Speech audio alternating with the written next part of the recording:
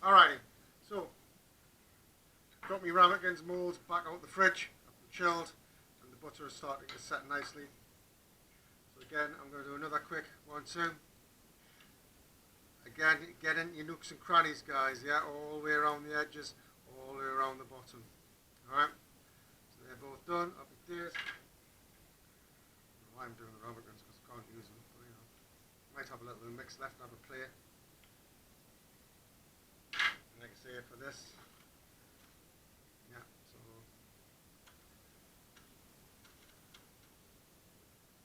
because I'm doing the tin foil, I'm just being very extra gentle, so I don't split that tin foil and waste my energy and time.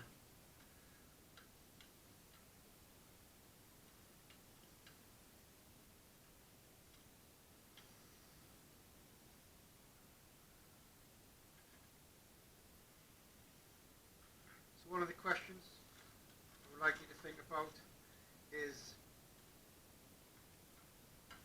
what else could we put around the outside of the mould after we buttered it before we put the fondant mix in, which will help it not stick? What else could we add? Could we add something to it that would enhance the flavour or give a different texture to the outside of the fondant? So I want you to think about that. What could you add to the outside after it's been buttered to give a little, possibly a little different texture or a little different flavour? Yeah? So have a think.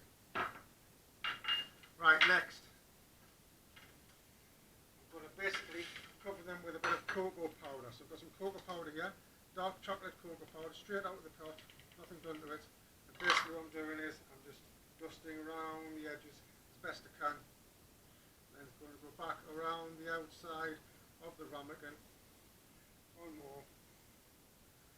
I've done it on a plate so I don't get a mess everywhere. Yeah, there's nothing worse than getting a load of cocoa powder. So as you can see, well coated, nice and coated. Same again with the other one. And all around the edges. And all on the bottom and inside. And then like I say, so if you just tip it, as you would, going around the outside. You do this exactly the same, except you do it with sugar for a souffle, yeah? You're doing a souffle ramekin, do exactly the same process. Instead of cocoa powder, you would use sugar.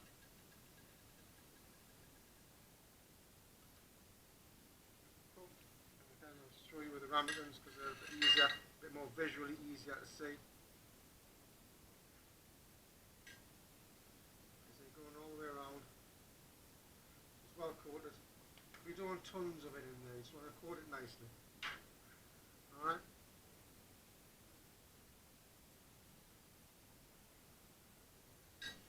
So there's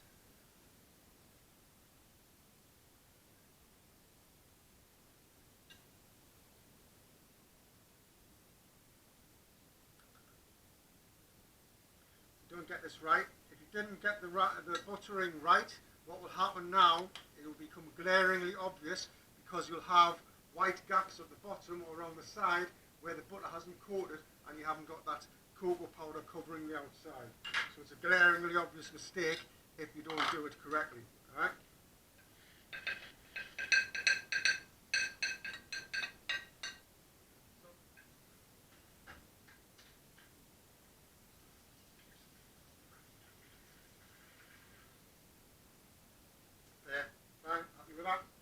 Now go into the fridge to chill.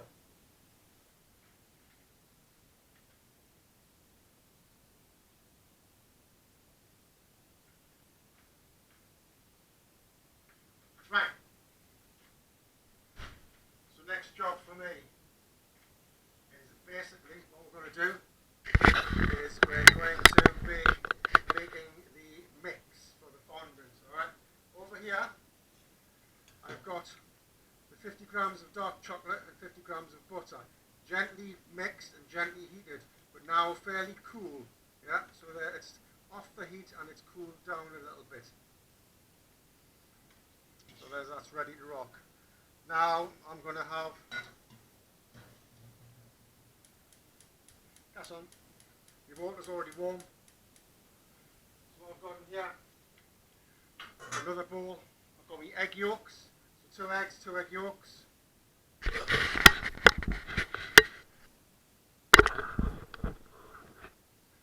now basically what we're going to do is we'll make a sabyon, yeah. So in with the eggs, in with the 50 grams of caster sugar.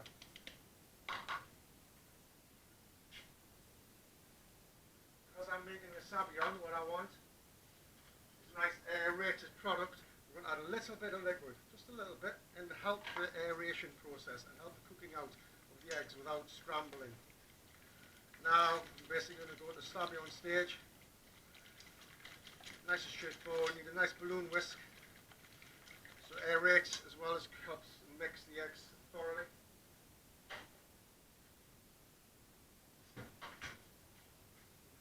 And then you get a fresh one because you just knock it on the bloody floor. Heavy handed, heavy handles. Let's wipe the floor, plus the wipe will slap us. Right, so I'll use my other whisk. So like so. Constant whisking on the heat. Basically we're going to cook that egg out to the sabyon stage, which is known as a ribbon stage.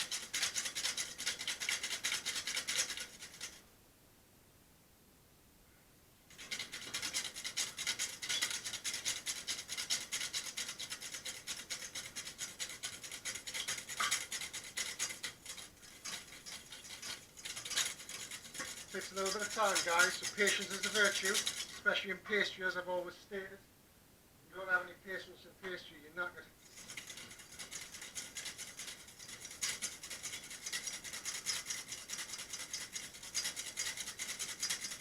As you can see, it's starting to aerate, starting to get volume.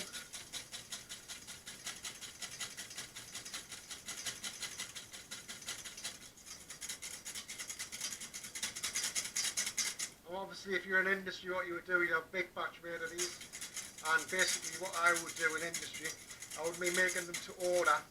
I'll get a big batch, say 10, 50 of them made in the ramekins piped, and they're going to go in the fridge,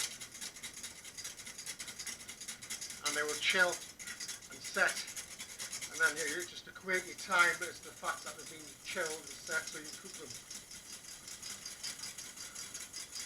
It's a good dessert to have on standby, as it were.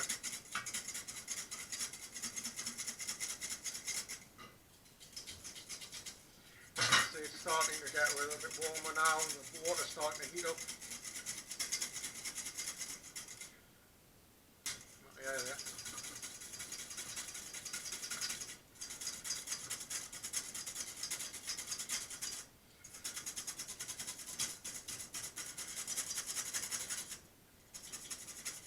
It's getting nice and aerated, yeah.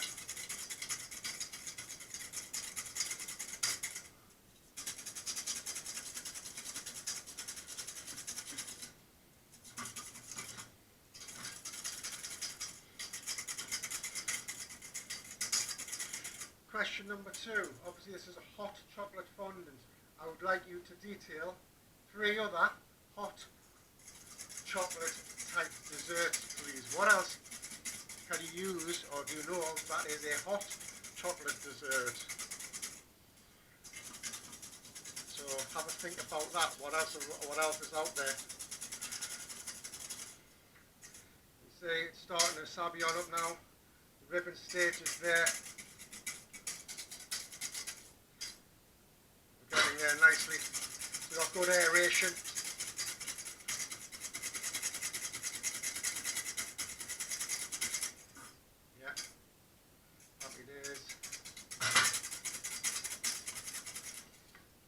Off the heat now, I'm quite happy with that. It goes there, that gas turns off. So basically now I've got a lovely aerated sabyon. Tell that by the ribbon stage, by that movement throughout. And there we are, that's the next stage. So chocolate melted, tick, with the butter. Sabyon made, tick. Now we've just got to get the flour incorporated in, and then basically get it in a piping bag to